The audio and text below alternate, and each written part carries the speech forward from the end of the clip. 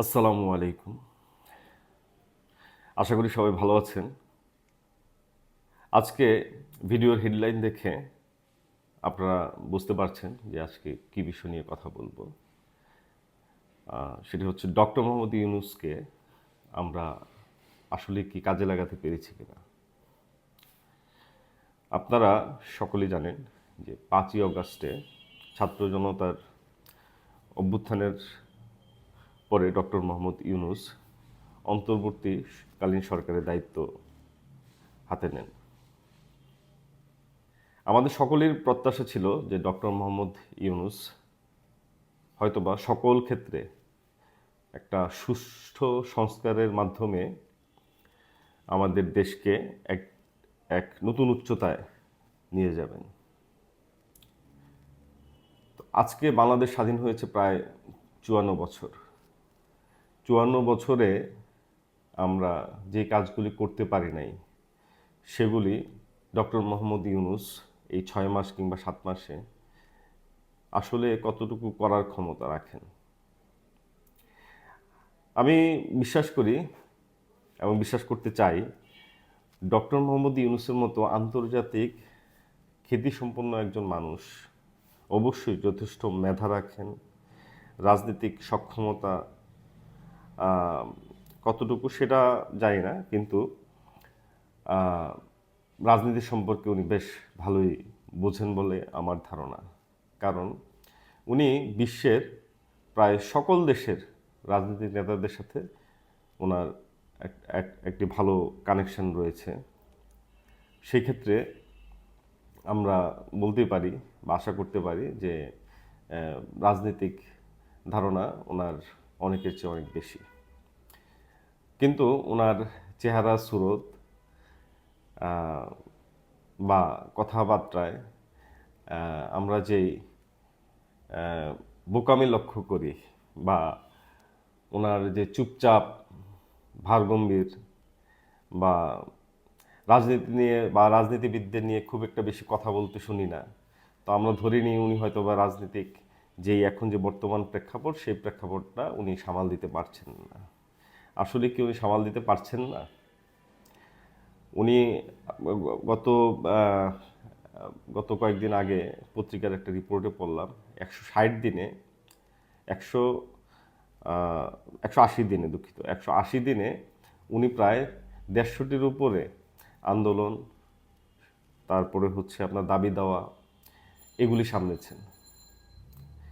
তো এই সরকার প্রধানের দায়িত্ব পাওয়ার পরে যেখানে আমাদের একটা চিন্তা ভাবনা ছিল উনি হয়তোবা দেশটাকে পরিবর্তন করে দিবেন, তো হয়তোবা সেই যোগ্যতা ওনার আছে, উনি হয়তোবা পারতেন, কিন্তু আমাদের যেই যৌক্তিক বলেন অযৌক্তিক বলেন নানান রকমের দাবি দেওয়া নিয়ে আমরা যমুনার সামনে যে হাজির হই। তো একটি দেশ আসলে একটা ব্যবসায়িক ভিত্তির উপরে গড়ে ওঠে। আমাদের যে রিজার্ভ বা অর্থনীতি, সেই অর্থনীতির একটি বিশাল সাপোর্ট আসে হচ্ছে বৈদেশিক বিনিয়োগ থেকে।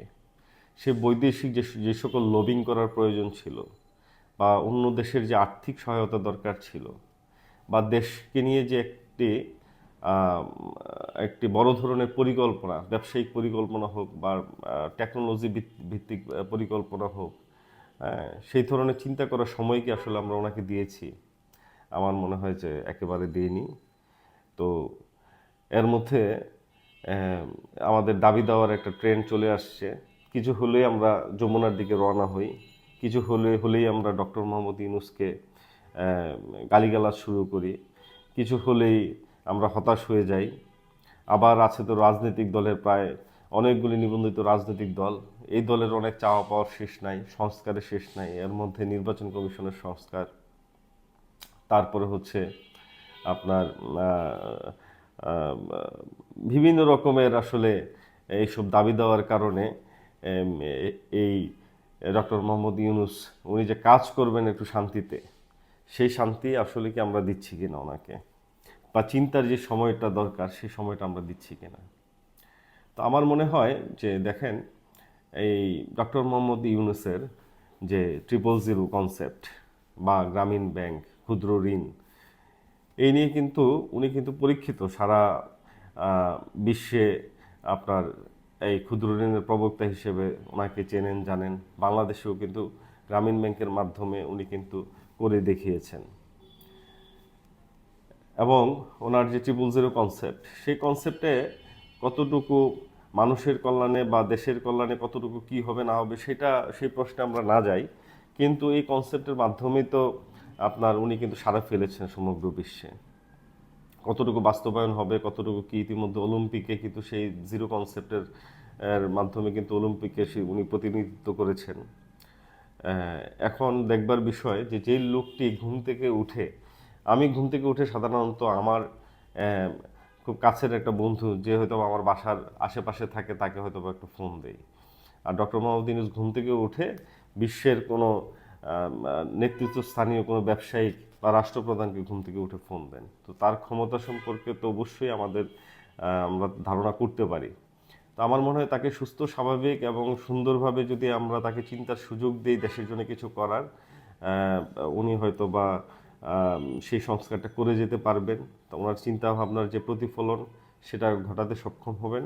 তো আমরা আশা করব যে আমরা একটু ধৈর্যশীল হই, ওনাকে ওনার মতো একটু কাজ করতে দেই।